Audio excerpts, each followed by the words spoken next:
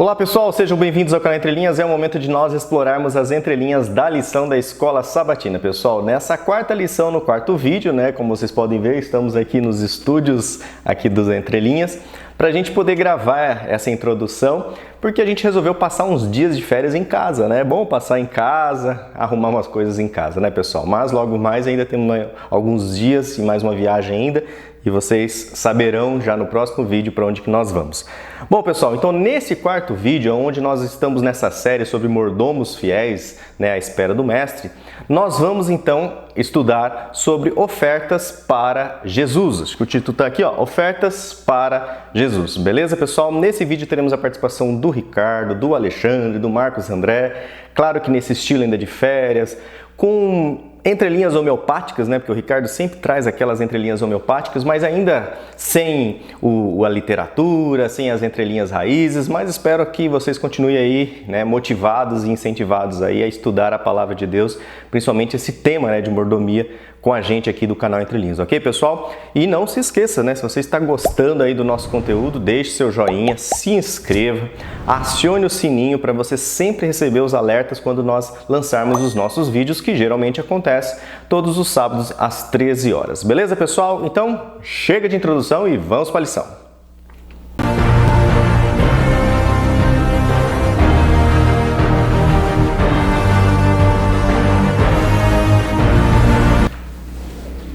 Bom, pessoal, nesse quarto vídeo vamos conseguir aqui ler ainda alguns comentários de vocês. A Luísa Patrícia, feliz sábado, fui primeiro a comentar, foi mesmo, está no pódio lá em primeiro lugar. Obrigado aí pela sua companhia, pelo seu comentário aí, Luísa Patrícia. Cleolírios Pereira, irmão Alexandre, muito obrigado pela linda reflexão sobre os Salmos, que Deus abençoe os esforços de todos. Genésio Mioto também deixou aqui o seu comentário conosco. A aliança é um contrato que Deus fez com o ser humano. Quando se fala em contrato ou aliança, as duas partes têm que cumprir o que está no contrato. Só que o ser humano pode falhar nessa aliança, mas Deus nunca falhará por sinal. E lições fortes da Bíblia também deixa um olá aqui, pessoal. Deus abençoe vocês. O G. Vitorino também, feliz sábado. Vamos para um novo estudo, mais uma lição. Adriana Kuhn, olá, irmãos e pastores virtuais Lúcio, Ricardo, Alexandre e Marcos. Nosso sábado já virou rotina, é estudar aqui a lição com vocês sempre. Enriquecedor e mais ainda se colocarmos em prática, Principalmente essa questão de mordomia precisa de muita prática, mais do que a teoria. Gratidão sempre e uma semana abençoada e motivada com o nosso Senhor que aguardamos. Abraço carinhoso a todos desse canal. Obrigado aí, Adriana Kuhn. Continuando, Valdenice Cerqueira, graças a Deus, estão juntos os pastores virtuais Lúcio, Alexandre, Ricardo e Marcos. Que 2023 seja uma bênção para todos nós, o desejo aqui da Valdenice. Obrigado por tudo, fui até o final. Que paisagem linda, onde o Lúcio está. Vocês estão aproveitando aí, as paisagens, essas tomadas externas, que está sendo muito legal para nós. Marcos Molina, olá, povo abençoado. Eu ouvi uma ave cantar. Ouviu sim, Marcos Molina, lá no parque. A gente estava no Parque das Grevilhas em Maringá, muitas aves cantando, principalmente no horário próximo ao pôr do sol. Um ótimo ano a todos. Esmeralda Viana, minha sogrinha, que eu vou vê-la logo mais. Oi, acho que conheço esse lugar, muito lindo. Ela é de Maringá, então ela conhece o Parque das Grevilhas lá, Lindo, feliz ano novo para vocês. Deus continue abençoando a vocês. Joivaldo Quirino, boa tarde de sábado para todos. Todo comentário ajuda o canal a crescer. Exatamente, Joivaldo. E ele deixa o comentário dele aqui. Por isso, deixo sempre um oi. A introdução no parque ficou ótima. Valeu, Joivaldo Quirino. Você é um querido aí pelo seu comentário. Helena Saraiva, ela deixou o CCC, o curtido, comentado, compartilhado. Fui até o fim. Boa semana a todos. Até a próxima lição. Elizabeth Costa, que é a Beth, do Vegetariano Consciência. Que lugar lindo essa casa da sogra. Queria ter um lugar assim para ter o meu genro sempre por aqui. Mas é lá na cidade dela, Mas a casa da minha sogrinha, da Esmeralda, é bem arrumadinha também, Elizabeth. Bom estar aí com vocês mais uma vez, com a lição da Escola Sabatina. Agora voltei a ser diretora da Escola Sabatina da igreja aqui com muita honra. Deus abençoe cada dia mais o trabalho de vocês todos. E ela deixa aqui o CCC, curtido, comentado e compartilhado. Elizabeth, é um desafio ser diretora da Escola Sabatina, porque nós sabemos, que Os nossos queridos irmãos adventistas estão cada vez mais desinteressados pela lição, né? Sem dizer, me conta aí depois nos comentários, Elizabeth, que muitas vezes sobra 5 minutos para o estudo da lição, né? Então é difícil, né? Mas vamos seguindo aí em frente. E quem gosta, gosta. Quem não gosta, né? Um dia passa a gostar, quem sabe. Marbete Lopes, lugar lindo, Lúcio, você até parece mais jovem, exatamente, né? No meio do verde. Só bênçãos, começamos 2023 bem, né, família? Esse quarteto é do céu. E Deus sempre nos buscando com amor e perdão, muito amor, né? Vocês têm que entender que Deus nos busca com muito amor e muito perdão, né? Como o pai do filho pródigo. Exatamente é o que nós temos que viver a cada dia nos braços de Deus, né? Que possamos honrá-lo. Mas quem na atualidade ainda verdadeiramente segue a voz do Senhor? Pergunta aqui a Marbete Lopes. É difícil, porque se você não gasta tempo, né, com Deus, em oração, como você vai ouvir a voz de Deus, né? Então, Maria Eunice Cabral, bom dia, irmãos, graças e paz. Primeira vez nessa lição hoje com vocês, de Mamanguape, Paraíba. Mamanguape. Maria Eunice Cabral. Seja bem-vinda aqui pelo comentário. Muito obrigado aí. Pessoal de Mamanguape, na Paraíba, um abraço aqui do canal Entre Linhas. Né? Principalmente porque os amigos da Maria Eunice estão recebendo lá os vídeos, né? Quem sabe eles clicam. Vilma Chico Mendes, olá queridos irmãos, muito bom estar com vocês, que o Espírito Santo habite em nossos corações, muito necessário isso, né Vilma? Fazendo de nós verdadeiros mordomos, fiéis e aguardando o Mestre Jesus, exatamente Vilma. A Sandra Bitar também deixa sempre aquele comentário querido, olá meninos e a grande família Entre Linhas, tudo bem com vocês? Tudo bem Sandra, graças a Deus, estamos aqui já no 4º vídeo, com muita saúde, aproveitando nossas férias, adiantando umas lições. Espero que sim. Nós aqui no Rio de Janeiro, verão, 22 graus Celsius, pode? Mas cadê o Rio 40 graus, né?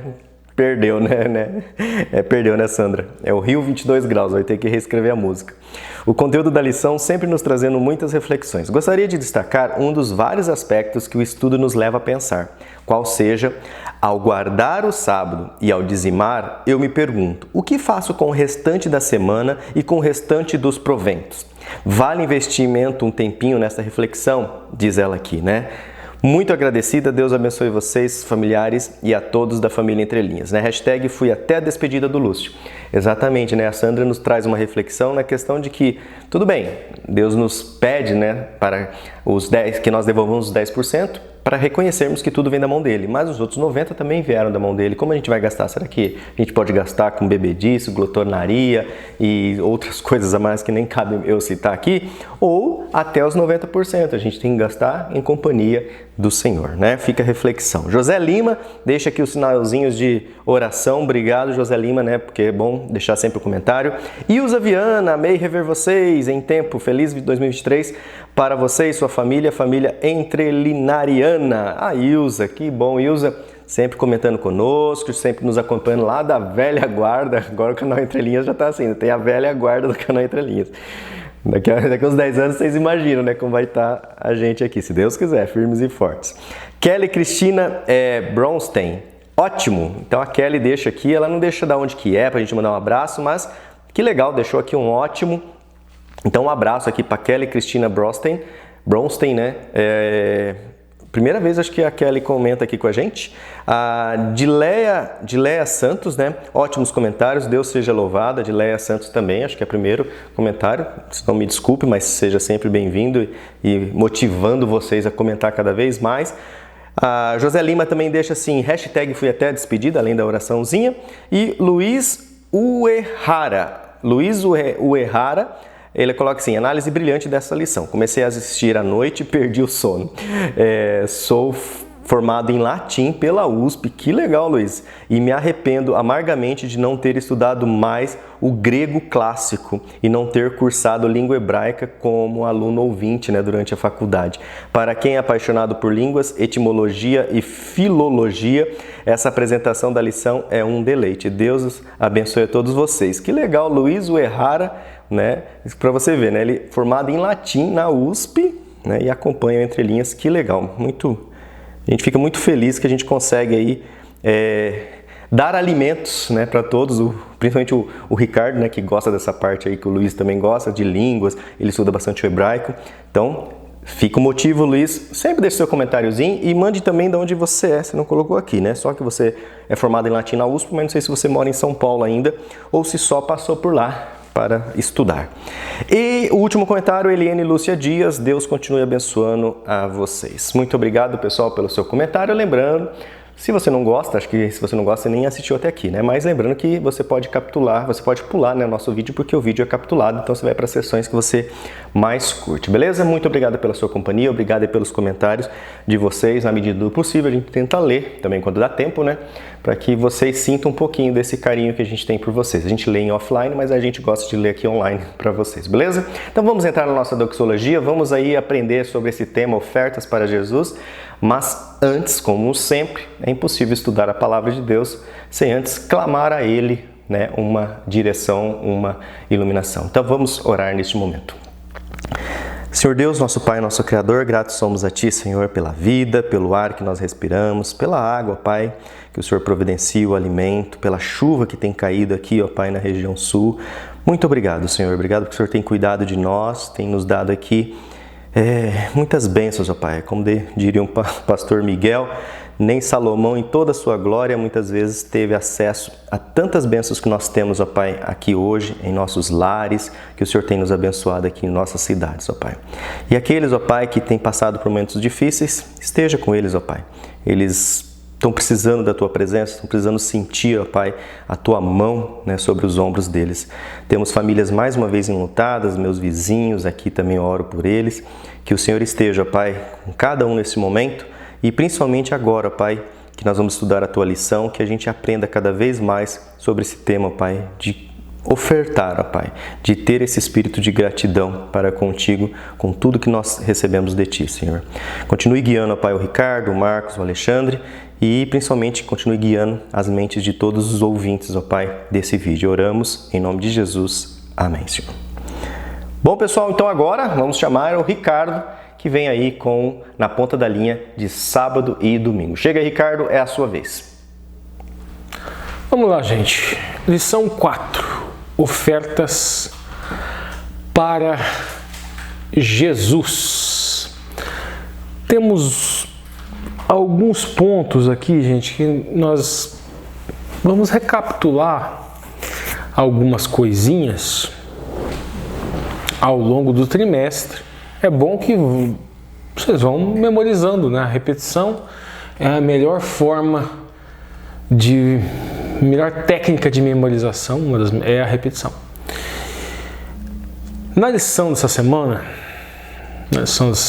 principalmente aqui no sábado, vai falar muito de minhá, vai falar muito de ofertas, só que tem umas questões doutrinárias que não se encaixam muito bem com aquilo que nós visualizamos oferta nos dias de hoje.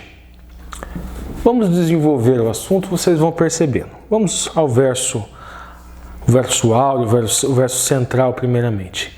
Que darei ao Senhor por todos os seus benefícios para comigo? Erguerei o cálice da salvação e invocarei o nome do Senhor. Cumprirei os meus votos ao Senhor, na presença de todo o seu povo. Note que a intenção da lição dessa semana não é tratar de dízimo, não é tratar do 10% do maaser que nós explicamos na semana passada. Agora a intenção é falar sobre tzedakah. A tzedakah são os atos de caridade, que, como eu sempre venho explicando aqui, tzedakah também significa ato de justiça. E tzedakah é a mesma expressão que foi utilizada no Bereshit quando Abraão teve tzedakah imputada. Só que nós traduzimos por justiça e nós desenvolvemos toda uma doutrina da justificação pela fé, ou da justificação pela emuná, que na verdade seria tzedakah pela emuná. Mas tzedakah é o ato de justiça, é a esmola, é o prato de comida que você dá para o faminto, é a viúva que você ajuda, que você auxilia, é o órfão, é o necessitado, é a pessoa que precisa de roupa, que você dá roupa para a pessoa se vestir. Isso é tzedakah, é ato de justiça. Abraão é um símbolo, inclusive na tradição judaica, ele é um símbolo disso.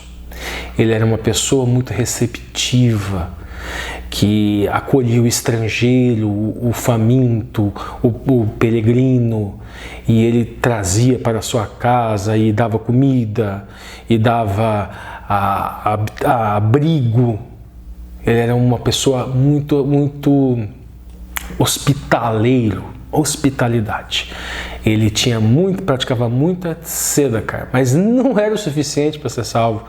Mas ele teve tzedakah imputada a ele, porque Abraão era apenas uma figura, era um tipo do doador da vida, aquele que se faria carne, habitaria entre nós, e que cumpriria as boas ações, a mitzvah, todas as boas ações necessárias para a salvação e possibilitando que toda a humanidade tivesse tzedakah imputada. E isso é o que nós chamamos de justificação pela fé. Ocorre que existiam vários atos simbólicos de oferendas, de ofertas de minhá. E esses atos simbólicos interpretam os cristãos, independente de ser adventistas, interpretam os cristãos de uma forma geral, apontavam para Yeshua HaMashiach, para Jesus o Cristo, para Jesus o Messias. E alguns destes atos simbólicos nós encontramos aqui na lição de sábado. Diferentes tipos de ofertas eram oferecidas, aqui na ponta da linha o autor fala. Diferentes tipos de ofertas eram oferecidas pelo povo de Deus, como ofertas pelo pecado, Korban Hatat, dadas em resposta à graça divina, ofertas de gratidão apresentadas em reconhecimento pela proteção de Deus e pelas bênçãos de saúde e prosperidade. Havia também ofertas aos pobres, ofertas para construir e manter a casa de adoração. Veja bem, gente, tudo isso aqui, oferta de paz. O autor da lição está falando de Korban. O que é Korban? Korban, ela vem de uma raiz, uma palavra que significa aproximação. Korban, nós teríamos Korban Olá. O Korban Olá, ele seria a oferta ou a oferenda de holocausto. Se traziam touro, um carneiro ou um pássaro, dependendo do poder aquisitivo da pessoa, obviamente sem defeito, e o objetivo daquele ato simbólico era expiar pecados intencionais, expressar amor e devoção a Elohim ou Adonai. Esse era o objetivo do Korban Olá, era uma forma de aproximação para com o Eterno, era um sacrifício. Se pegava esse animal, levava para o Mishkan Kodesh, levava para o santuário terrestre, lá no local no altar do holocausto, se sacrificava esse touro, esse carneiro, ou esta ave, ou esse pássaro, dependendo do poder aquisitivo. Tinha Korban Minha. Korban Minha é oferenda de oblação, é para expressar amor, agradecimento, devoção, é oferenda de alimento. Eram farinha com azeite, bolo, pastéis, pãezinhos. Eram ofertas para expressar agradecimento. Korban Minha. Korban Shelim, que seria essa que foi citada pelo autor da lição aqui, que seria a oferta pela paz, era com gado, carneiro ou cabra, era pego apenas a gordura, era um ato simbólico de paz, de uma comunicação, era um voto também, era um símbolo de um voto que fosse feito. Então, ou de gratidão em razão do voto que foi. Você fez um voto, pediu alguma coisa, uma petição que foi atendida. Então tem esse Korban Shelim, oferta de paz. Korban Hatat, era um touro, era uma cabra, era um pássaro, era uma pombinha, de acordo com o poder aquisitivo. Você levava um animal diferente, o poder aquisitivo da pessoa que fosse fazer esta oferta, e era utilizada a gordura. Era para confessar pecados específicos. E o Korban Hasham, que era um carneiro. E esta era uma oferenda pela culpa. Então nós temos essas ofertas, que são bem diferentes da oferta que nós utilizamos dinheiro hoje nos templos de igreja. Todas essas ofertas que eu citei aqui, elas eram alegorias que apontavam para o Mashiach.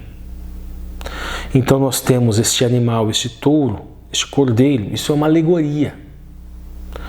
O Mashiach sofredor, Benei Yosef, o Mashiach que iria morrer e que entendemos nós, os cristãos, que já morreu. E por isso que esse serviço, tudo isso estava previsto naquilo que se criou um binômio, um neologismo, nós chamamos hoje de lei cerimonial. Nós chamamos hoje de lei cerimonial. E esse rol de instruções de lei, de Torá também, estão lá no Vaikra, no Levíticos, e são figurações que apontam para o sacrifício de Cristo no Calvário. O altar do holocausto é um símbolo do Calvário. Esses animais que eram sacrificados, seja para expiar pecados não intencionais, expressar amor, seja para agradecer, devoção, com até essas farinhas, tudo isso é símbolo do Messias, que sofredor, queria sofrer para expiar o pecado. Entendemos que esta parcela da lei cerimoniais, esses atos simbólicos, não são mais necessários. Por quê? Porque o ato simbólico, ele representava algo que iria acontecer.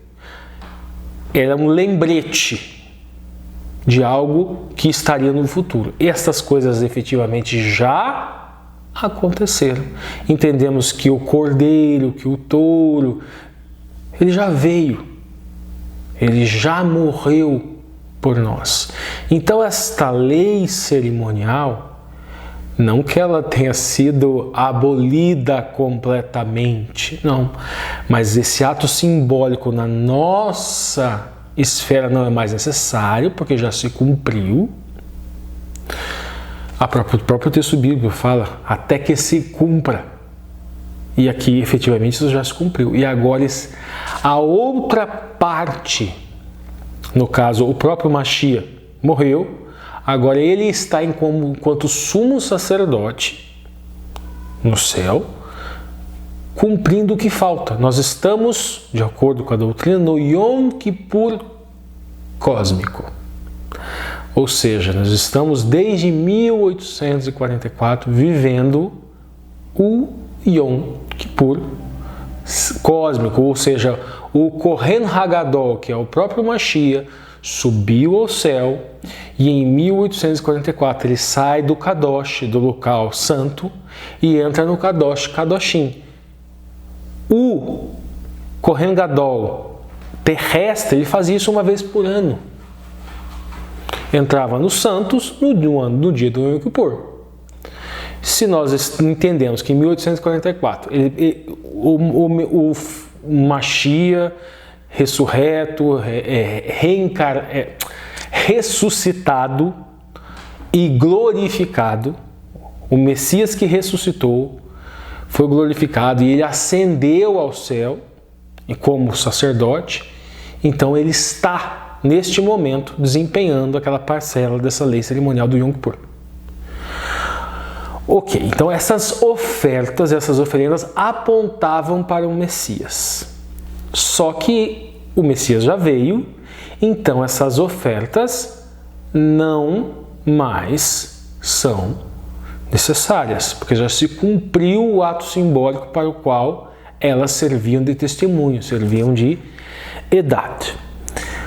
O autor da lição continua: quando consideramos a magnitude das dádivas de Deus por nós, começamos a ver que nossa doação, como mais do que apenas pavimentar o estacionamento ou compra de vestes para o coral. Levamos nossas dádivas à casa de Deus em resposta ao que Deus fez por nós, especialmente o sacrifício de Jesus na cruz. E aqui o autor da lição vai citar: nós amamos porque Ele nos amou primeiro. Então veja bem, gente. Nessa lição de sábado,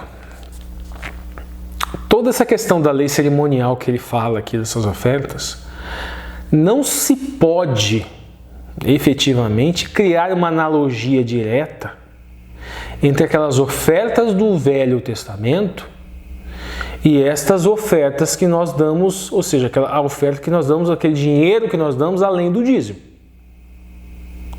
Nós estamos lá tratando de ofertas que eram dadas em razão de uma lei que nós chamamos lei cerimonial. Eram atos simbólicos que representavam a vinda do Mashiach e que a igreja primitiva, e que até se fala que o apóstolo Paulo ele demorou para aceitar essa questão de que não havia mais a necessidade. O véu do templo, vemos no Novo Testamento, o véu ele se rasga ao meio e se torna visível do lado quem estava para o lado de fora do Santo dos Santos, e aquilo seria um símbolo de que o Kohen Hagadol celestial iria passar a cumprir aquilo, que já se cumpriu tudo que era profético com relação àqueles atos simbólicos da matança de animais, então a matança cessa, e que agora o Kohen Hagadol, tudo aquilo que nós estudamos no livro de Hebreus, que o Yom Kippur é apenas uma vez, que o sacrifício é apenas uma vez, porque ele é perfeito, tudo aquilo que estudamos no livro de Hebreus. Então não tem como a gente fazer essa analogia direta com as oferendas lá de trás. A única coisa que nós podemos fazer é o seguinte: aquelas ofertas, elas apontavam o Mashiach. Eram atos simbólicos que mostravam o que o Messias iria fazer por nós. Hoje em dia o Messias já fez. Então esses atos simbólicos, aqueles atos simbólicos com aquelas características que não são mais necessários. O Messias já fez, agora nós temos um outro tipo de oferta baseado em gratidão. O Messias cumpriu as profecias, todas aquelas profecias que estavam concretamente simbolizadas ali, aqueles atos. Como gratidão a isso, além da 10ª parte, conforme o próprio Ruach HaKodesh, o Espírito Santo já toca no nosso coração, nós fazemos doações, que seriam as ofertas. Pode ter surgido algum tipo de dúvida aqui, porque eu falei de primeiro dízimo, Maaser Rishon, eu falei de segundo dízimo, Maaser Sheni, e eu falei de Maaser Ani. Então algumas pessoas devem estar assim: opa, pera lá, então são 30%? Mas foi falado que a raiz de Maaser é 10%, mas tem 10% do primeiro, 10% do segundo, 10% do terceiro. Só que tem uma diferença. Maaser Rishon, primeiro dízimo, era para o templo, era para o levita. deste Maaser Rishon, o levita, o Kohen, o sacerdote, eles tiravam Terumá Gendolá ou Terumá Maaser, que seria 50 avos, um quinquagésimo disso, e eles, de certa forma, dizimavam também. Tudo bem, desse Maaser Rishon, mas quem fazia isso era o Kohen. Tá, mas o Maaser Sheni, que era para o povo, o que seria o segundo dízimo, e o Maaser Ani, primeira coisa, eles não eram feitos no mesmo ano, eram em anos alternados, num ciclo de 7. De acordo com, vamos supor, tinham as festas judaicas.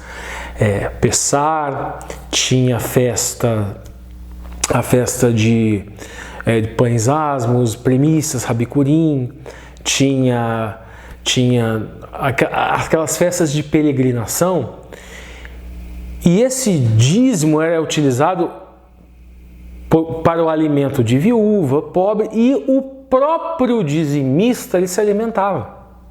A família também se alimentava nessas festas religiosas. E geralmente era feito com comida. Para essas cerimônias, para essas festas religiosas, que também eram símbolos de coisas que iriam também acontecer. Páscoa, Cordeiro Pascal, é um símbolo de Cristo. Então a festa de Pessar, a festa da Páscoa, também apontava para o Messias. Então nós temos lá Rabicurim, primícias. Cristo Jesus é a primícia dos mortos. Nós temos lá Pentecostes, Shavuot, festas das semanas, Shafarot, festas de trombetas. Nós temos o festa do Yom Kippur. Todas essas festas apontavam para profecias referentes ao cumprimento daquilo que o Eterno disse que iria nos salvar. E o cumprimento disso no Messias. E estes dois, segundo dízimo, o Maaser Sheni e o Maaser Ani, estavam misturados com esses atos simbólicos dessas festas e serviam para o alimento do próprio dizimista enquanto ele estava desempenhando esses atos. Então é por isso que também não tem como justificar dízimo de 20% e 30%. Por quê? Porque o próprio dizimista se utilizava desta oferta, deste maaser, nesse dízimo, no caso, que também é chamado de dízimo. Agora, oferta que nós encontramos aqui, gente, é oriunda da tzedakah, é ato de caridade. Domingo, motivação para doar. Nós já introduzimos essa questão do domingo. Amamos a Deus porque Ele nos amou primeiro. Então nós praticamos o ato de caridade, o tzedakah, o ato de justiça e o ato de caridade, porque Ele primeiro teve caridade por nós, teve chesed, teve misericórdia por nós. Lembra-se, é muito interessante a questão do Pai Nosso, gente. Perdoa as nossas dívidas assim como nós perdoamos os nossos devedores. Então nós temos um Messias que nos perdoou de um crime cuja pena é a pena de morte. Este Messias se fez carne e morreu por nós. E Ele será o julgador. E qual é a medida? Qual é os critérios desse julgamento? Nós somos salvos pela fé, pela emuná. Emuná sempre é fé atuante. Então está envolvido ali nesta emuná tzedakah, porque nós somos chamados para um ministério de emuná, um ministério de fé. Emuná significa também cargo ou função. Então nós temos a função nesse chamado para esta fé, nós temos a função e nós temos a missão de praticar tzedakah, atos de justiça, atos de caridade.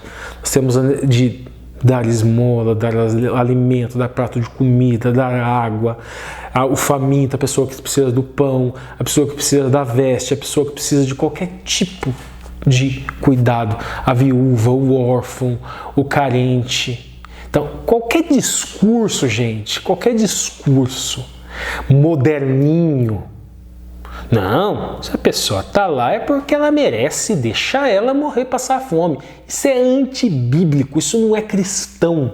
Isso é qualquer coisa menos cristão.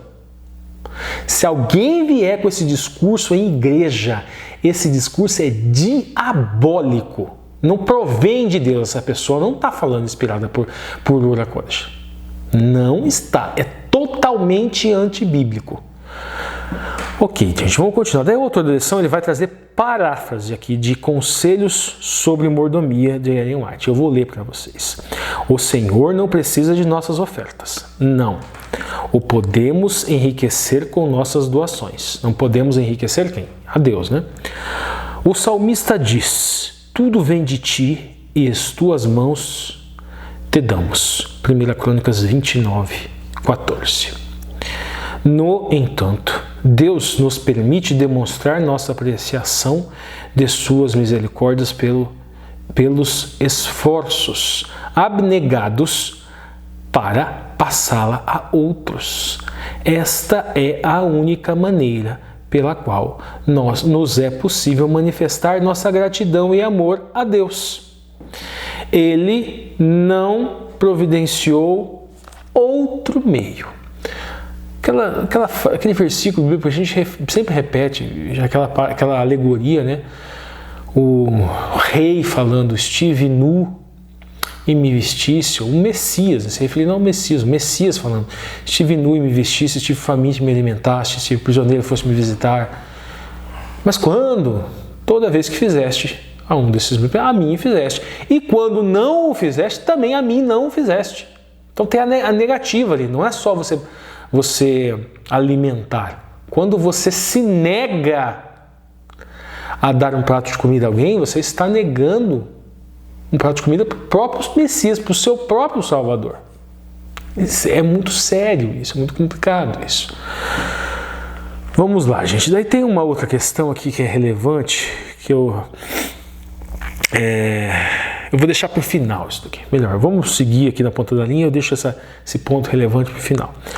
Outra coisa, quando entregamos nosso dinheiro a Jesus, isso fortalece nosso amor por Ele e pelos outros. Portanto, o dinheiro pode ser um poder para o bem.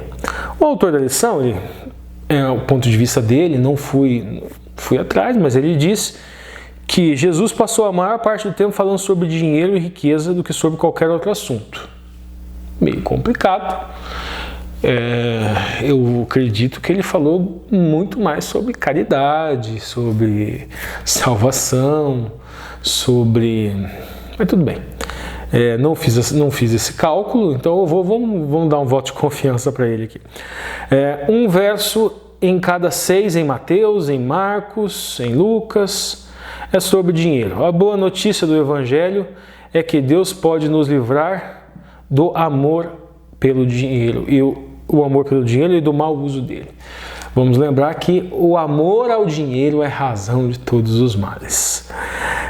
Nós temos aqui no livro nós vemos ali no livro de Mateus e no livro de Deuteronômio, né? Mateus 6, 31 e 34, Deuteronômio 28, 1 a 14. Ali no livro de Mateus, gente, nós vemos aquele texto para nós não devemos andar intranquilos, preocupados com o pão, porque com comer, com beber, preocupados também com o dia da manhã, que o próprio Eterno ele se coloca como provedor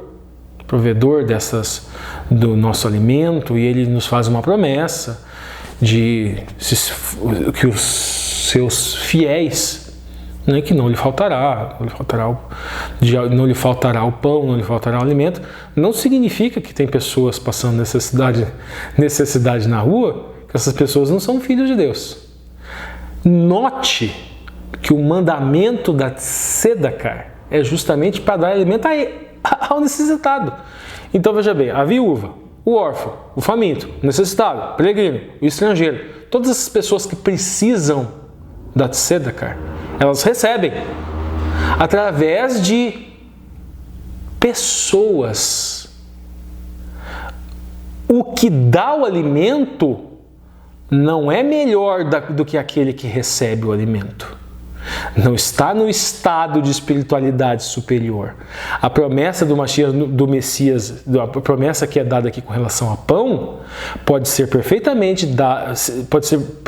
estendida à pessoa que passa necessidade alimentar, que tem algum tipo de insegurança alimentar. Nós temos mais de 30 milhões de pessoas com insegurança alimentar severa no país. Não são 30 milhões de pessoas com espiritualidade inferior a de quem quer que seja. Essas pessoas com insegurança alimentar, uma hora ou outra pode estar sendo alimentada por alguém que pratica um ato de caridade, um ato de justiça, dá um prato de comida, dá um dinheiro, dá uma esmola, vai na casa, dá um emprego, seja lá o que for. E são pessoas usadas pelo Espírito. Mas essas pessoas que são usadas pelo Espírito para levar o alimento não são superiores àquelas que estão recebendo, sob ponto de vista algum, nenhum. Lá no livro de Deuteronômio, nós temos lá as bem-aventuranças do Velho Testamento. Se cumprires as minhas mitzvahs, as minhas ordenanças, meus mandamentos, aí vai lá, bênção, bênção, bênção, bênção, bênção, bênção, bênção, várias bênçãos, e vão o fruto da terra, isso, aquilo. Se você vai numa interpretação legalista e tacanha, você pensa, se você segue uma interpretação simplesmente legalista, mitzvah apenas como mandamento, eu já disse aqui, mitzvah significa mandamento, significa ordem, vem de uma raiz tzvah, que significa realmente a ordem, mas mitzvah também significa boa ação. Então, se vocês cumprem as minhas boas ações, então vocês terão bênçãos. O fruto da terra terá bênção e bênção, o fruto do vosso ventre terá bênção e assim por diante. Boa ação também significa ter compaixão pelo próximo, também significa levar comida para o faminto, também significa o praticar a caridade. Então, cumprir o mandamento também é praticar a caridade. Aconteceu muito com Israel, gente. Israel, ao longo da história, o amor esfria em Israel, eles cobram juros altos uns dos outros, eles são obrigados a se vender como escravos e os irmãos aceitam e escravizam. E é onde Israel começa a ir ladeira abaixo. Dos momentos em que eles começam a ir ladeira acima, eles perdoam as dívidas uns dos outros, eles ou recebem as dívidas sem usura, sem o juro, eles se lembram de alimentar os famintos, alimentar os necessitados, e aí eles... Não é só cumprir ato simbólico, não é só isso, são ações sociais concretas, de irmandade, de misericórdia, de amor. Tá bom, gente, seguindo... Nossas ofertas são evidências de nossa disposição em fazer sacrifícios pessoais por Deus. Ofertas podem ser uma experiência profunda e espiritual. Ou seja, tudo aquilo que aquelas ofertas do Velho Testamento apontavam que o Messias ia fazer por nós, ele fez. Agora, as ofertas do Novo Testamento são em agradecimentos àquilo que ele fez. Então, o link que a gente faz não é uma analogia direta entre as ofertas do Velho e do Novo Testamento. E sim... que tem um intervalo de tempo, ofertas antes das profecias se cumprirem e ofertas após a profecia, o cumprimento profético. Os atos simbólicos representavam o que o Messias iria fazer por nós, ele fez. Eram ofertas que simbolizavam isso. Hoje as ofertas, elas simbolizam o que o Messias fez. Efetivamente já fez, já se materializou a olhos vistos. Então vamos lá, seguindo.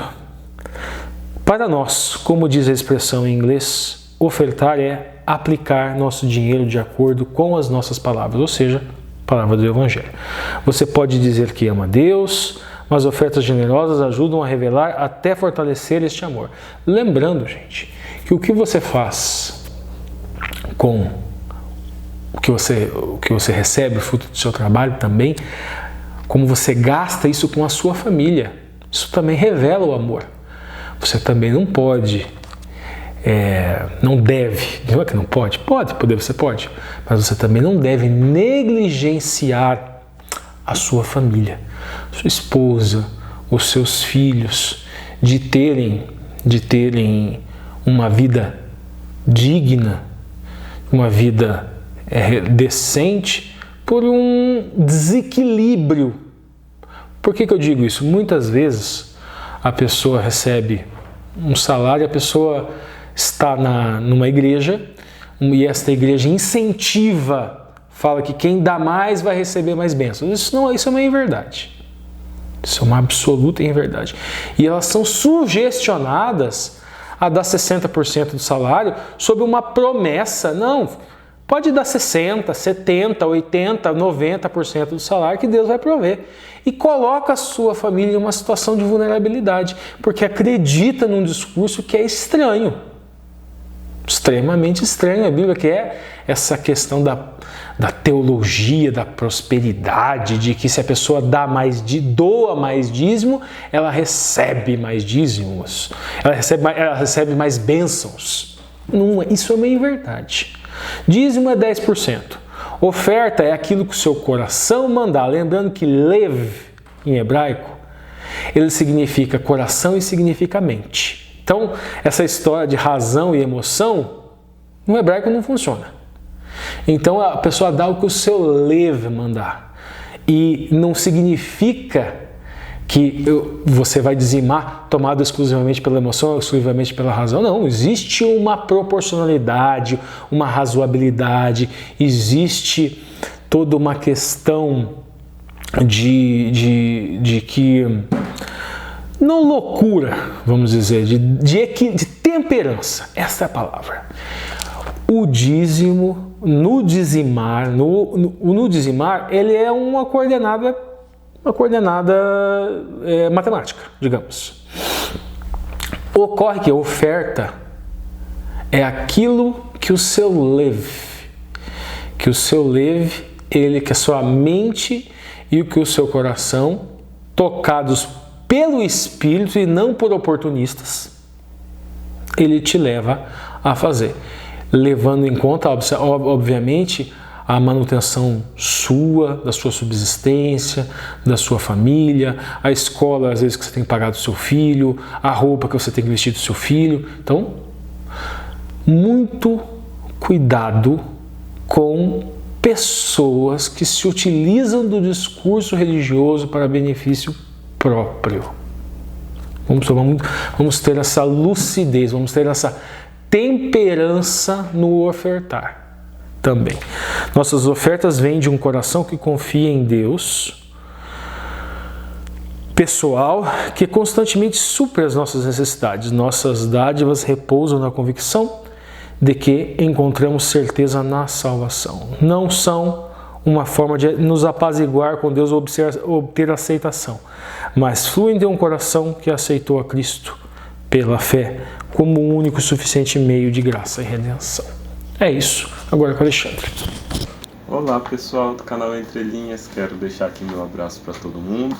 Eu estou num ambiente atípico, estou falando com vocês aqui do hotel em Piratuba, saí com a minha esposa, alguns amigos para a gente passar um tempo aqui descansando, mas não por isso deixaria de gravar o nosso estudo da lição. Só vai ser um pouquinho mais rápido hoje. A gente vai dar continuidade, vocês já estudaram o sábado e o domingo com o Ricardo, seguimos na segunda-feira agora. E a lição de segunda-feira tem por título qual é a proporção das ofertas. E nós temos ali dois textos base. Um texto base em Deuteronômio 16, 17, que diz bem claro, cada um conforme o dom de sua mão ou conforme a bênção que o Senhor tiver lhe dado. Ou seja, a oferta é dada de uma forma proporcional à bênção recebida. Essa é a ideia. Aquele que tem mais, devolve e entrega uma oferta maior.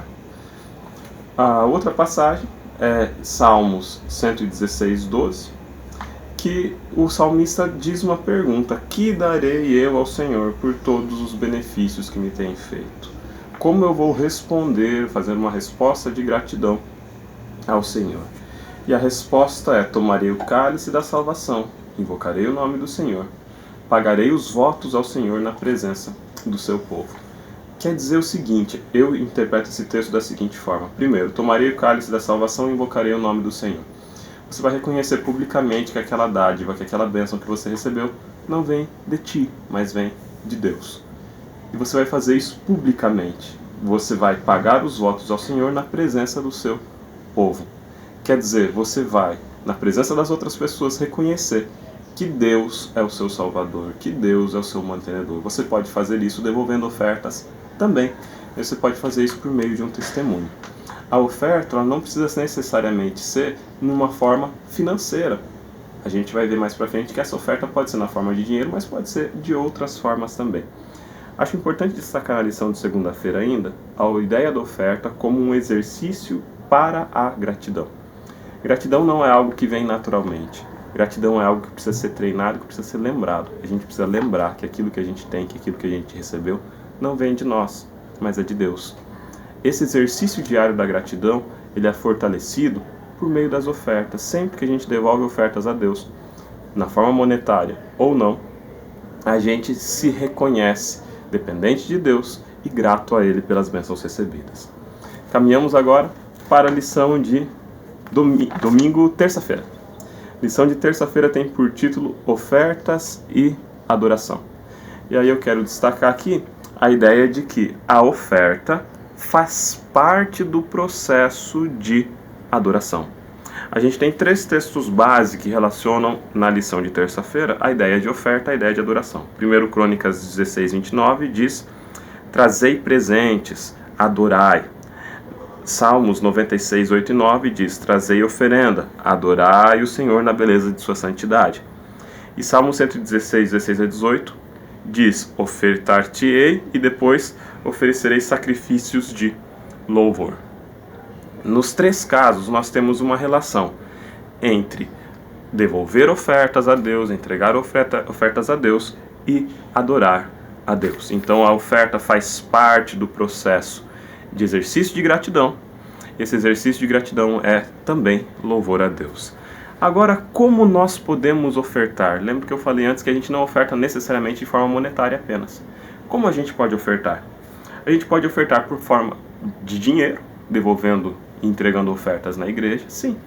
Mas a gente pode ofertar com o exercício da caridade, atendendo pessoas necessitadas, seja por meio de uma instituição como a ASA, seja pessoalmente, entregando uma esmola. Isso pode ser entendido como oferta a Deus, sim. Jesus falou: quando fizeste a um desses meus pequeninos irmãos, a mim o fizeste. Então, atender o necessitado é uma forma de oferta. Hospitalidade. Pegar aquele jovem, aquele idoso, aquela pessoa que frequenta a igreja e chamar ela para ir na sua casa, preparar uma refeição para ela, acolhê-la com carinho. Isso pode ser uma oferta ao Senhor. Ah, eu não tenho, de repente, o talento de pregar, eu não tenho o talento de cantar, eu nem tenho muita grana para oferecer na igreja, mas eu gostaria de ofertar a Deus. Então você pode ofertar a Deus recebendo um obreiro na sua casa e preparando uma refeição para ele, oferecendo um carinho para um jovem que visita a igreja, indo visitar um idoso que está tão solitário ou tão solitária numa tarde de sábado. Isso pode ser uma oferta ao Senhor. Você pode ofertar ao Senhor prestando serviço na igreja, das mais diversas formas que nós podemos ofertar. Cortando a grama da igreja, cuidando do encanamento da igreja, se é essa a sua habilidade, fazendo a limpeza da igreja, se é essa a sua habilidade, preparando uma programação, um evento, uma decoração. Tudo isso pode ser oferta ao Senhor. Mas é importante que no momento em que você estiver fazendo isso, você pense na gratidão. Você pense que está devolvendo a Deus um pouco daquilo que Ele lhe ofereceu. Pense que você está ofertando e adorando ao Senhor. Muitas vezes a gente vai fazer, conforme cai na rotina do serviço na igreja, a gente começa a fazer as coisas porque se sente obrigado. Eu estou fazendo porque eu tenho aquela responsabilidade. Eu estou pregando porque me colocaram na escala. E a gente esquece que esse tempo dedicado, é um louvor a Deus. É uma oferta. A oferta que eu estou entregando para o Senhor hoje é estar aqui, gravando esse vídeo. É um tempo que eu dediquei, que eu orei, que eu me preparei para oferecer algo a Deus. Esse algo que eu ofereço a Deus é a lição recapitulada a vocês. Quero deixar aqui meu abraço a todos, desejar para vocês uma boa semana e a gente se encontra na semana que vem. Tchau, tchau. Olá, você que acompanha o canal Entre Linhas. Chegamos à parte de quarta-feira, já estamos bem adiantados no estudo do tema dessa semana e tenho certeza que você já se deleitou com as participações do Lúcio, do Ricardo, do Alexandre, e eu quero também deixar aqui os meus 2 centavos de contribuição para esse tema. Na parte de quarta-feira nós temos o título Deus observa as nossas ofertas. Esse título é uma referência ao fato que aconteceu com a viúva pobre, né? Nós temos aqui o texto em Marcos, no capítulo 12, de 41 a 44, quando uma mulher oferta uma moeda, na verdade são 2 moedas, né? Que são referentes ali a um quadrante. Essas moedas, eu dei uma pesquisada, elas eram referentes a 1,64 avos de um denário. Um denário é mais ou menos um dia de trabalho de uma pessoa. Então essa mulher, se nós pegarmos aí um salário em torno de R$ 1.400, né? Eu creio que o salário mínimo deve estar nessa faixa, R$ 1.300 a R$ 1.400, e dividirmos cada denário, daria perto de R$ 2. Então ela fez uma oferta de mais ou menos R$ 4. Era uma oferta insignificante aos olhos humanos, né? Se fosse no tempo de hoje, né? Quando alguém dá uma oferta dessa, talvez o tesoureiro receba aquela oferta, mas sem dar muita importância, enquanto que se um rico dá um cheque gordo, né? Ou faz uma grande oferta em dinheiro, né? Nós nos impressionamos, humanamente falando, nós ficamos impressionados, mas grandes ofertas que caíam ali no gasofilácio, né? Não chamavam a atenção de ninguém mais além das pessoas que estavam ali. No entanto, Jesus, ali presente, parou as suas atividades para observar aquela oferta. Aquela mulher se aproximou, entregou a sua oferta e Jesus, ou seja, Deus encarnado, né? Deus estava ali presente, parou as suas atividades para observar. Então isso é muito grandioso. Deus, ele não enxerga, como nós podemos ler no texto, né? Deus não enxerga quantidade, mas ele enxerga percentual. Às vezes nós somos tentados a pensar que vamos levar algumas moedinhas, né? Ou R$ 2, R$ 4 em oferta para a igreja e falamos assim, essa é a oferta da viúva pobre. Jamais deveríamos nos comparar com a viúva pobre, porque para nos compararmos com a viúva pobre, nós teríamos que vender tudo que temos, ficar apenas com a roupa do corpo e doar tudo. Então a oferta da viúva pobre, em percentual, ela foi 100%, enquanto que as ofertas dos demais eram ofertas de 1%, 2%, 5%. Então Deus observou o percentual da oferta, quanto ela tinha doado em percentual. E isso chamou a atenção. Ela deu tudo que tinha e deu a própria vida, né? Porque ela deu o que tinha para se alimentar, né? Então, ela fez, o autor até diz aqui, ela fez o que pôde. Sua atitude serviria como um momento em memória dela ao longo dos tempos. Eu creio que ela fez até mais do que pôde, né? Porque alguém que pega do seu próprio recurso, daquilo que tem para comer, e doa, está fazendo mais do que pode realmente, mas Deus certamente não a desamparou, e mais que isso, Deus a louvou por aquilo, né? Deus a exaltou por aquele ato de adoração. O autor chama atenção aqui na quarta-feira também para Atos, no capítulo 10, fala a respeito de Cornélio, né? Cornélio, ele chamou a atenção de Deus a partir das suas orações e também das suas ofertas, né? Diz que as orações e as suas ofertas subiram a Deus. Isso fez com que então ele fosse considerado ali como alguém digno de receber o Evangelho, como alguém digno de que um anjo fosse até ele anunciar o evangelho e que um anjo fosse até Jerusalém buscar Pedro, para que Pedro fosse até lá também pregar para ele. Então mostra que as ofertas, elas são observadas por Deus, né? Deus está atento às nossas ofertas, e é muito fácil dizer que as nossas ofertas, elas seguem as nossas intenções, as nossas ofertas seguem o nosso coração. Então, quando nós temos um coração inclinado para a obra de Deus, certamente nós vamos doar para a obra de Deus. Quando nós temos um coração inclinado para o nosso próximo, para o amor ao próximo, certamente nós vamos doar pela causa de alimentar o próximo. Então, a nossa doação, ela frequentemente dá sinais de para onde está inclinado o nosso coração, né? Em Tiago, no capítulo 2, dos versos 14 a 16, ele fala a respeito disso, né? Do que vale você orar por um necessitado, dizendo, vá com Deus, vá se alimentar em paz, se você não dá o necessário para essa pessoa se alimentar, né? Então, as nossas ofertas, elas precisam estar alinhadas com aquilo que nós falamos, com a maneira como nós pensamos e até com a maneira como nós adoramos, né? Se nós nos entregamos verdadeiramente, como a viúva pobre, né, nós podemos nos entregar integralmente a Deus, e isso certamente vai fazer com que o nosso coração seja inclinado para a obra de Deus e para as necessidades do reino. Na parte de quarta-feira, ou melhor, na parte de quinta-feira, nós temos aqui projetos especiais e ofertas do pote grande, né? Os projetos especiais da igreja, né, frequentemente necessitam de ofertas maiores, né? Quando nós temos uma obra acontecendo na igreja, quando nós temos um evento que necessita de uma entrega maior, não só de uma entrega financeira, mas também de uma entrega pessoal nossa, com mão de obra e tudo mais, né?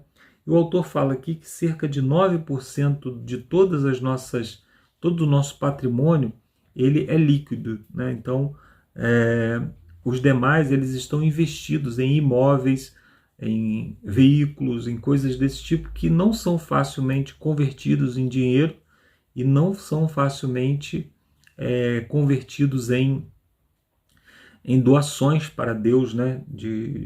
Por assim dizer, né? Então, ele faz aqui uma comparação, né? Se nós tivéssemos 100 moedas, né, nós teríamos um grande pote com 91 moedas e um outro pote com 9 moedas. Dessas 9 moedas, nós precisaríamos tirar para o nosso sustento e também para a alimentação, né? Ele busca aqui a história de quando Jesus, as duas histórias, né? Em Marcos no capítulo 14, também João no capítulo 12, quando Jesus é ungido, né? Então alguém pega ali uma grande quantia, um recurso grande e unge Jesus para a sua morte. Então era um evento extraordinário, né, que ficou marcado ali com uma oferta extraordinária também, mostrando que em alguns momentos, né, seria necessário um empenho maior da nossa parte. Então, a pergunta que ele faz aqui, né, é a respeito disso, né? Qual o valor do presente de Maria? Por que ela ungiu Jesus naquele momento? Aí o valor do presente eram 300 denários, né, que é um salário de 300 dias de trabalho. São 300 dias de trabalho. Aqui o autor botou em torno de um ano de trabalho, né, contínuo. Ou melhor, usando apenas os dias úteis. Então, quando Maria faz essa oferta, né, foi uma oferta especial, e ele diz que ela não utilizou o pote pequeno, mas o pote grande, ou seja, ela utilizou algo que ela tinha como um patrimônio, por assim dizer, né? Ela usou o patrimônio para ganhar ali para fazer aquela oferta, né? E aí o autor faz algumas perguntas aqui a respeito disso, né? Como que nós poderíamos, né, converter os nossos bens, converter os nossos recursos, mesmo aqueles recursos que estão investidos em bens duráveis, né, para o reino, né? E eu pensando a respeito disso, eu pensei que por que não ofertar a minha casa para Deus? Por que não ofertar o meu carro? Porque se eu tivesse ido, por exemplo, ao templo e colocado o meu carro lá, dizendo, olha, o meu carro a partir de hoje é da igreja, né? Usando aqui uma analogia com o passado, que as pessoas levavam os seus bens até o santuário, até o templo, né? Então, certamente, o meu carro, se ele fosse servir a igreja, ele levaria pessoas que não têm condições de ir à igreja, né? Se eu doasse a minha casa seria um ponto de pregação do evangelho. Por que não fazer isso? Né? Por que não utilizar o nosso carro, por exemplo, para dar carona a uma pessoa, às vezes uma pessoa que mora próximo de nós, ou mesmo que mora um pouco mais distante, mas a gente faz um trajeto um pouco diferente para poder levar aquela pessoa que não tem condição de ir. Utilizar o nosso carro, por exemplo, para fazer uma entrega de uma cesta básica. Então isso é uma forma que nós temos de fazer com que mesmo os nossos bens duráveis, né, aqueles bens que estão investidos, eles sejam convertidos também para o reino de Deus. O meu lar, por exemplo, pode se tornar um ponto de pregação. Eu posso habitar ali e utilizar o meu lar, utilizar também os meus talentos, utilizar meus recursos para fazer do meu local onde eu moro um ponto de pregação do evangelho. Então, quando nós fazemos isso, nós estamos ofertando a Deus. A oferta a Deus é muito maior do que aquilo que nós colocamos no envelope, do que aquilo que nós levamos, como nós lemos aqui na história de Cornélio, né? Ele ofertava aos pobres e Deus considerou aquilo como oferta.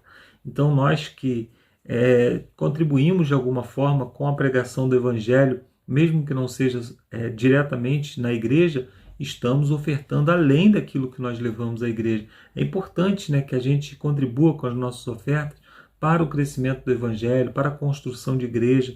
Lembrando, né, que o propósito do dízimo é alimentar aqueles que pregam, que vivem unicamente da pregação do evangelho. E todas as demais coisas são feitas com oferta. Então é a oferta que paga a luz da igreja, é a oferta que constrói templos, constrói igrejas, né, ao longo do mundo, né, ao redor do mundo.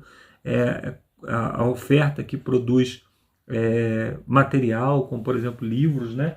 Eu compro um livro desse aqui que tem cerca de 1.200 páginas, sempre mais de 1.000 páginas, a maioria daqui tem mais de 1.000 páginas, compro por cerca de R$80. Por quê? Porque ele é subsidiado com as nossas ofertas e também porque os autores são pagos com dízimos. Então, quando esse material é produzido, ele é produzido muito de uma maneira que sai a um custo muito baixo para a igreja e sai a um custo baixo para nós que consumimos, né? Então é uma forma que nós temos também de evangelizar, de levar boa literatura, de levar a palavra de Deus.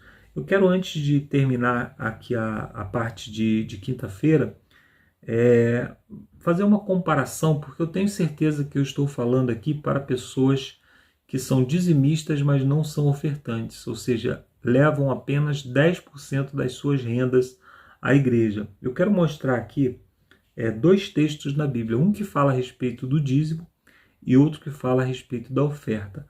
Em Levítico, no capítulo 27, fala a respeito do dízimo, e no verso 33 diz assim, que ao levar o dízimo, né, ou ao separar o dízimo, na verdade, não se investigará se é bom ou mal, nem poderá ser trocado, mas se de algum modo trocar, tanto um quanto o outro serão santos, não se poderão resgatar. Então, o que ele está dizendo aqui? Ele estava falando de como você separava um rebanho, né?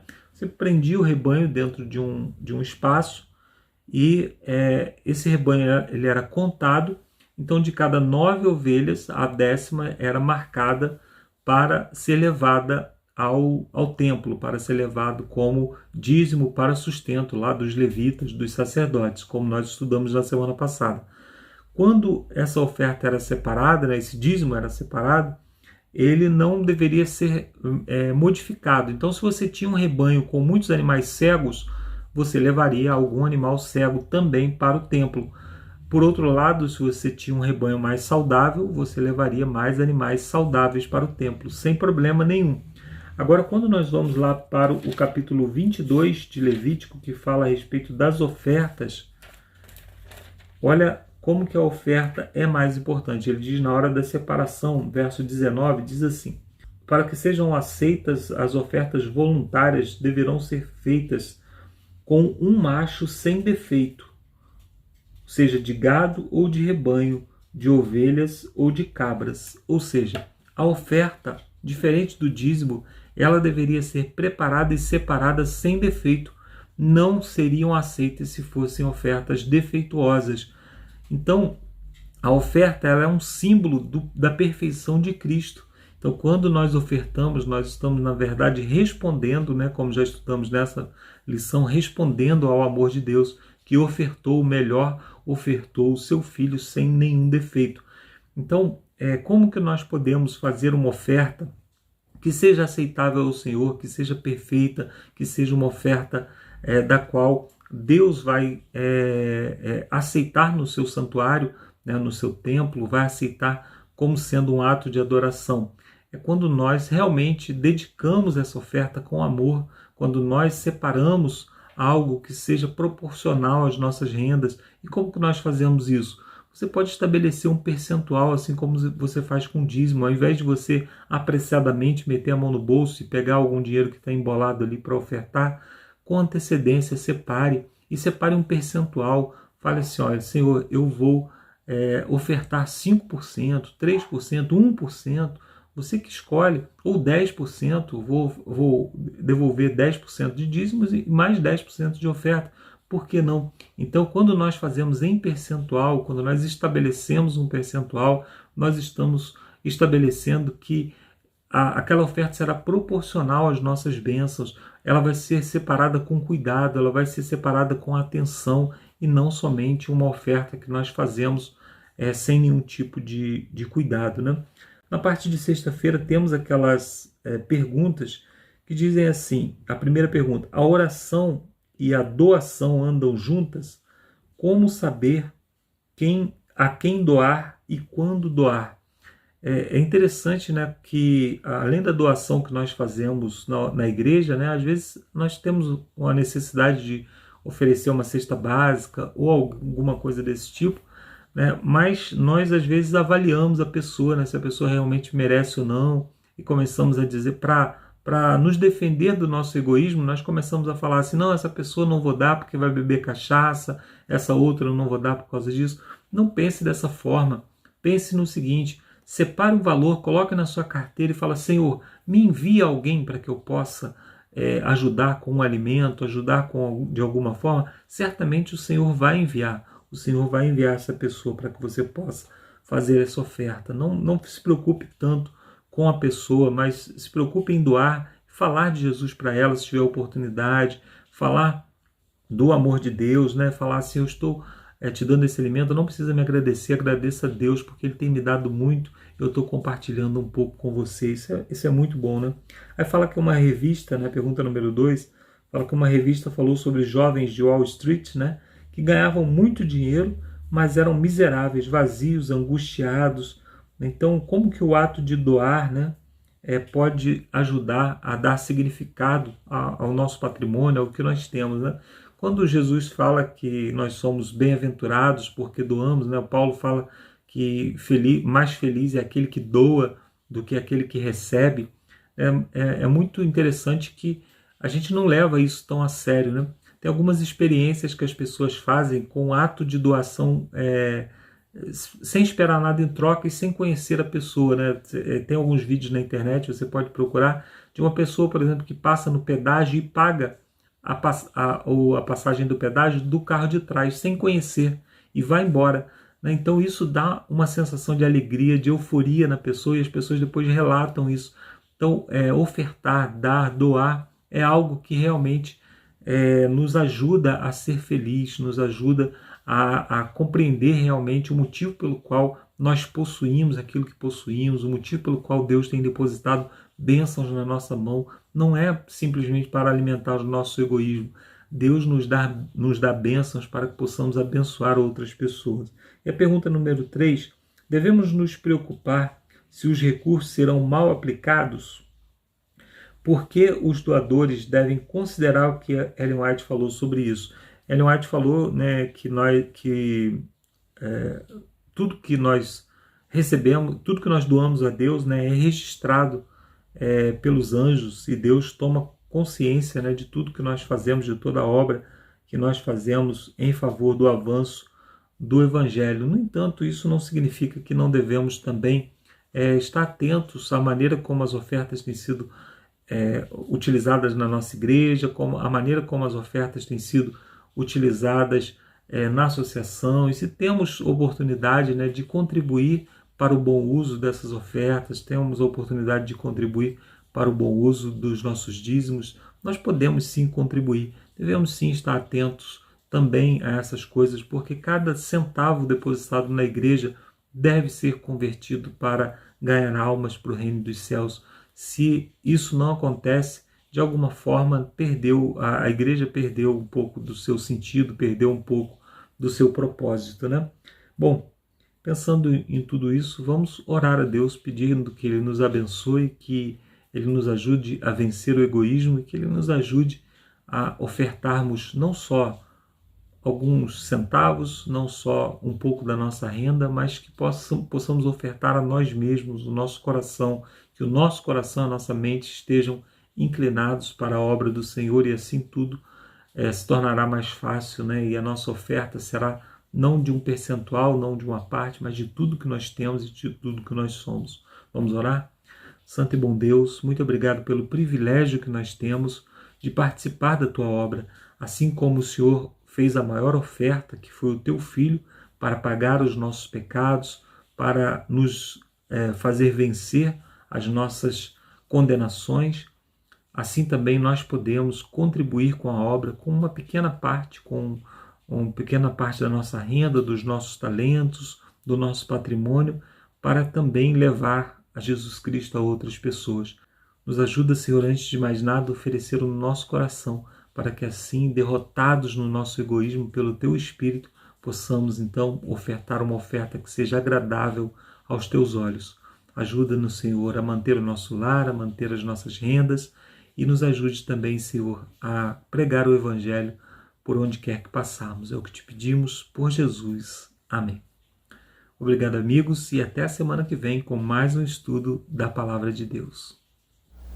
Valeu, Marcos, obrigado pela sua oração, obrigado por suas palavras. Valeu, Alexandre, mesmo distante também de férias aí, vocês viram que ele gravou no hotel, mas graças a Deus estamos aí firmes e fortes. O Ricardo também tem gravado uma lição após a outra, mas mesmo nas férias estamos mantendo aí nossos vídeos, então valeu a todos vocês e valeu você também, né, que está conosco aqui. Hashtag fui até a despedida do Lúcio, pessoal, e nos vemos então, pessoal, no próximo vídeo, na 5ª lição já, se Deus quiser. Se cuidem quem está de férias, curtem as férias, quem está na cidade sem aula, curtem as cidades sem aquele trânsito de escola. Então, até lá, se Deus quiser. Tchau, tchau, pessoal.